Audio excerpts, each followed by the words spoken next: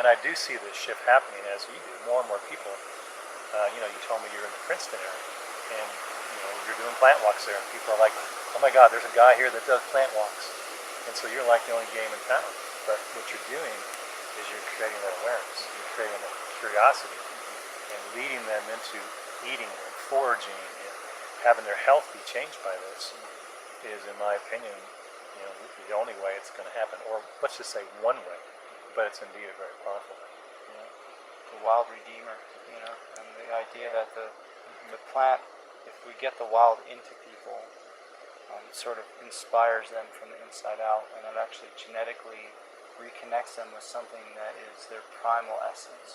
It's not like we're separated from it, it's just that we're ignoring it. So by eating that plant, it seems to even have, like you're saying, the spiritual, but also the physiological effect of just that DNA is like, I remember you.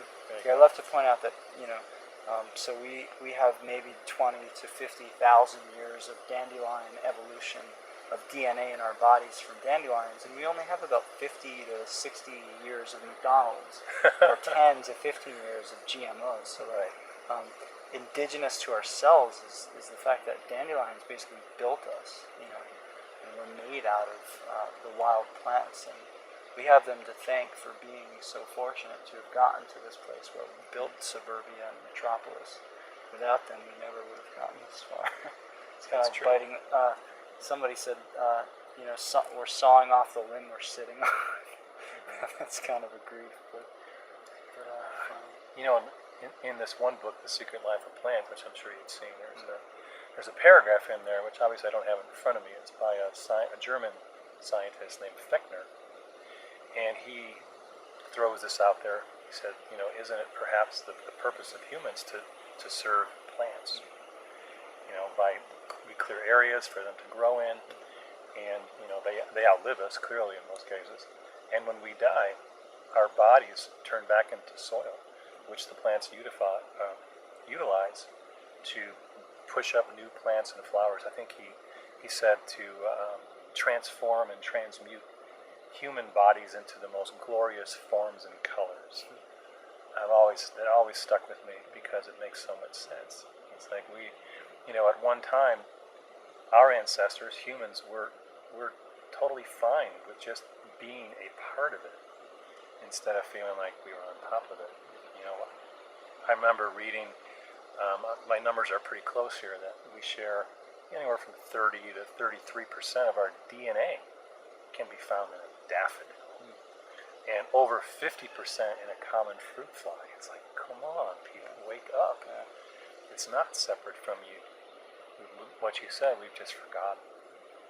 And these skills, whether it's foraging for food, but even things like fire making. You've seen what someone's first friction fire can do. You and I have experienced that, and it was like, wow. Now, you can tell people that, when you make your first fire, you'll never look at fire again the same way. But until they do it, they have no idea what you're talking about. They have images, perhaps, but until they do it, I've seen people laugh. I've seen people cry when they make their first fire. And just the joy of holding creation in their hands, that spark of life in our connection with nature is inside of us all. But it's laying dormant. It's still there, and it wants to ignite, and that's the igniting of the soul in relation to nature, of how you feel about life in general. And when I see that happen to people, just doing something as simple as making a friction fire with a bow and drill, like, there's not much more I can do. I mean, that's that spark inside of them, and then all I can do is lead them into other lessons that will hopefully further and deepen that connection. But that's what I kind of view what you and I do. We're just facilitators. Nature is the real teacher.